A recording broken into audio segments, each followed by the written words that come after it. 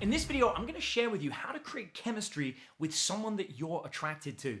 Now, if you haven't watched the previous videos in this series, it is very important that you go back and watch those. They start with the truth about dating, and it's important that you watch the previous videos to this. There should be 3 before this one. In this video, we're gonna talk about how to trigger that brain chemistry where you get that really great attraction with somebody, where you really feel that somebody wants you and they're into you and you can't keep your hands off each other, and you really want to take things to the next level. And this is because there are so many people that end up going on a date with somebody or going to dinner, or maybe they make friends with somebody and they want things to go to another level. And sometimes, it's not that only one of them wants to do it. It'll be like both people want something to happen and yet it doesn't happen. Or 2 people go on a date hoping that something, fires off and there are sparks, and yet it's kind of just mundane and boring and nothing ever goes the way you want it to. And the problem is people will think that that's because it wasn't a fun date, because they weren't interesting, because the conversation wasn't good. And it is none of these things. To truly understand chemistry between people, we actually have to look at brain chemicals. People think that this is chemistry, some kind of magical thing that happens, or that the love emotion kicks in. First of all, there is no such thing as a love emotion. They have already classified all of the core emotions that people have, and it's like happiness, sadness, disgust, fear, surprise, contempt, and these are and anger. These are the emotions that people have, and love isn't an emotion. Love is actually a brain chemical. As far as psychologists can tell and scientists can tell, the chemical of love is a chemical known as oxytocin. And oxytocin isn't triggered by having a great date with somebody or doing an awesome activity, or by you being physically attractive, or better attractive, more attractive than anyone else. Oxytocin is triggered in very specific ways. And if you've ever been on a date with somebody and maybe you felt initially that you weren't super attracted to them, but then by the end of the date you're like, oh my gosh, this is the most amazing person ever, I can guarantee you it's because oxytocin was triggered. Oxytocin is the bonding chemical. It's the chemical that makes a mother fall in love with their child when they give birth. And oxytocin truly is, as far as I've ever seen from teaching this subject for 14 years, the biggest trigger in attraction. Oxytocin is triggered in a number of different ways. It's triggered in good conversation, it's triggered in touch, it's triggered in laughter, and then it's triggered in physical intimacy between 2 people. And this is why, if you've ever wondered why professional comedians tend to end up with people that look physically far more attractive than they are, it's because they are masters at triggering oxytocin. Now, that doesn't mean you have to be a professional comedian in order to trigger that chemistry with somebody, but it is a good insight. Because I like to think of it as a very simple gradation, right? We want to start off by triggering a small amount of oxytocin, and then we get bigger and bigger and bigger and bigger and bigger. And one of the best ways to maximize it is with laughter. If you can get somebody to laugh and enjoy themselves when they're hanging out with you, then you're going to be generating a lot of oxytocin, and it's going to significantly increase the chance that they're attracted to you. Now, very important, there's no guarantees. Just because you make someone laugh, it doesn't mean they want to be with you. There are so many other factors. And in fact, we discussed some of the other factors in previous videos. When it comes to love and attraction and relationships, there isn't a single thing that's going to make somebody want to be with you. It's often a combination. But oxytocin is the magical factor that tends to get things more physical, providing everything else is in place. So you can absolutely just be friends with somebody, make them laugh, and that doesn't mean that they're going to fall mad in love with you and that they're going to be some chemistry. But if you've got everything in place and you're going on a date with somebody and you both are single and you want something to happen, but you don't make them laugh and you don't trigger oxytocin, then I can almost guarantee you that nothing is going to happen. So it is an important piece of the puzzle that you have to master, that you have to get some control over. Now, the key to this is an escalation. You don't want to just start by making somebody laugh at the beginning when you first hang out with them. And you definitely don't want to be in a situation where at the very end you guys are in bed together and then you're just getting them laughing so much that they don't want to be intimate. There's got to be an escalation, a slide, as it were, where things get more and more intimate, and we move through this progression. So if we think about oxytocin being triggered in different ways, we can think of it as phases. So phase 1 of oxytocin is just good conversation, where you're having a great conversation with somebody, you're talking about topics that they're enjoying and you're enjoying, and the conversation is flowing freely. At the next stage, we want to get into touch. This is where we feel comfortable touching each other, not inappropriately, not in a weird way, but just in general. Maybe we stand physically a little bit closer. Maybe we're holding hands. Maybe there is an element of touch, but it extends things beyond the good conversation. This brings us into phase 3, which is all about laughter. In phase 3, we want somebody to be really enjoying themselves. That belly laugh where they're cracking up and they're whacking you with their hand because they can't believe how much fun they're having. And then we get into phase 4 where we get a little bit more intimate. And that's where everything tones down a bit. There's a lot more smiles, a lot more hugging, longer embraces, that longing look in each other's eyes. And this is a very brief but very accurate breakdown of what most very good dates look like that have chemistry.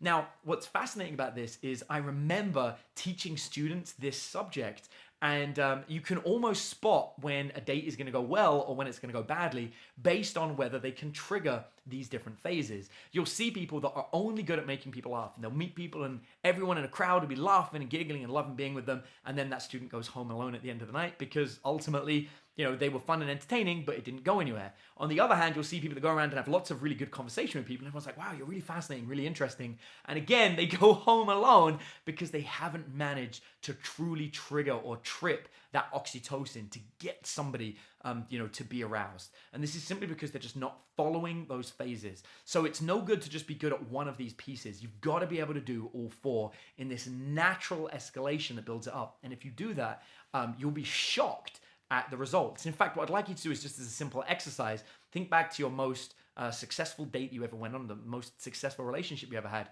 and you'll probably find that turning point when everything really went well was when that process was followed, where it started out in that good conversation mode, and then it escalated up and it continued on. Now, but that piece alone isn't going to help you. You can't just have that. You do need to add the other elements we've spoken about in the previous videos. For example, you need abundance, because the person that you're generating oxytocin with needs to see that you have other opportunities, that you're not the only person, or they're not the only person for you, that you've actually got choice, and that you could pick and choose from a number of people. Also, you have to have that real confidence, not just like be confident, but they have to feel comfortable with you, and that makes it a lot easier to build things up in this way. Now, 2 of these pieces of the puzzle come together at this point, and that is the confidence, which builds into the comfort, making someone comfortable with you, and the final part of the escalation of the oxytocin release when things get more sensual. You need to make somebody feel comfortable being physically intimate with you. If they don't feel comfortable being physically intimate with you, then they're not going to want things to progress to another level. And this piece of the puzzle is something that people really forget about. For some reason, there is a point when they go from that 3rd phase of making someone laugh into that physical intimacy part where they forget that there is another human being attached to this conversation. And instead of thinking, okay, how can I make the other person feel comfortable while also triggering a mass amount of oxytocin, they just think, okay, I really want something to happen and I'm going to force it. And this is where people will sometimes get aggressive, or they'll be uncalibrated and they'll do something that weirds the other person out. It's all about remembering that throughout this entire process, we've got to have that balance. We've got to make sure that the other person feels comfortable with you doing this. And oftentimes, the thing that's going to make somebody else feel comfortable with you when you are, when things are getting a little bit more heated up and getting a little bit more sensual, is that you're comfortable with it. Because so few of us are actually comfortable when it comes to intimacy. And there's reason for this. It's because, it's been a taboo for decades, in fact, centuries, in fact. It's because, talking about sexual desires, talking about physical intimacy with adults is always something that's behind closed doors. We're almost ashamed of it, almost afraid to bring it up. And yet you'll find that when you're with somebody that you truly care about, all of that fear and shame and stuff, it goes away. So the way that many of us choose our partners is based on someone that we feel will be comfortable with when it comes down to being intimate. And this is why it pains me to see some of the comments that I see online or on social media from guys that are trying to get in a relationship with somebody, and then out of nowhere, they turn like really aggressive, or they try making the other person a sex object or a physical object, or their desire, or put them up on a pedestal, because all of those actions are going to make the other person feel uncomfortable. And the minute someone feels uncomfortable with you, that's when they're like, okay, I'm done. I don't want anything to do with this. The most successful people I've ever seen when it comes to dating and relationships are the ones that have made somebody feel comfortable, not just to hang around them, but sexually, where they feel that they're not going to get judged for opening up about their sexual preferences. And you can't do that by saying to someone, you can feel comfortable around me, just be comfortable. It doesn't work that way. It's all about how you come across. It's all about whether you come across as someone that doesn't judge other people, as someone that, that is open to listening to what somebody else's desires and thoughts and dreams are. And that's when this stuff really comes together. Now, everything that I've explained to you is something that I've broken down in a simple formula that can help anybody piece together attraction. So what I've done here is given you like the 10,000 mile view, the overview of exactly what you need to do to get to where you want to go. Ultimately, there are a lot of little pieces that you need to get there. I had a really great friend of mine once say that when it comes down to improving your dating life, it's not like there's a single thing that you can just go away and do, or one piece of advice that's going to work, right? There's no magical opening line that gets people to be madly attracted to you. Instead, there is a sequence of a whole bunch of pieces that you have to do. But if you do every single piece, if you understand why you're doing them and exactly what you need to be doing, then you truly can have a wonderful, fulfilling, and rich dating life. And it's sad that so few of us aren't taught this stuff like in schools, considering it's all absolutely available out there, or that our parents can't teach us. And so we're left to go out there and fend for ourselves. But I can help you. I know how to do it. I've done it for thousands of students in the past, and I want to help you too. And I'm so passionate about helping other people because I don't want you to have to go through all the pain and anguish and trouble that I had to go through to get there. So what I want to do is in the very next video, I'm going to explain to you the common mistakes that people make, why people don't get the dating life that they want, why you have to fix your dating life if you want to see real success in life. It's no coincidence that once my dating life got handled, that's when I went on to have all the success in business and all the other successes that I've had in my life. And then I want to give you a simple step-by-step method for you to go ahead and start improving that dating life, and even give you an opportunity to work directly with myself and my team. We can have a consultation on the phone and give you some clear steps on what to do.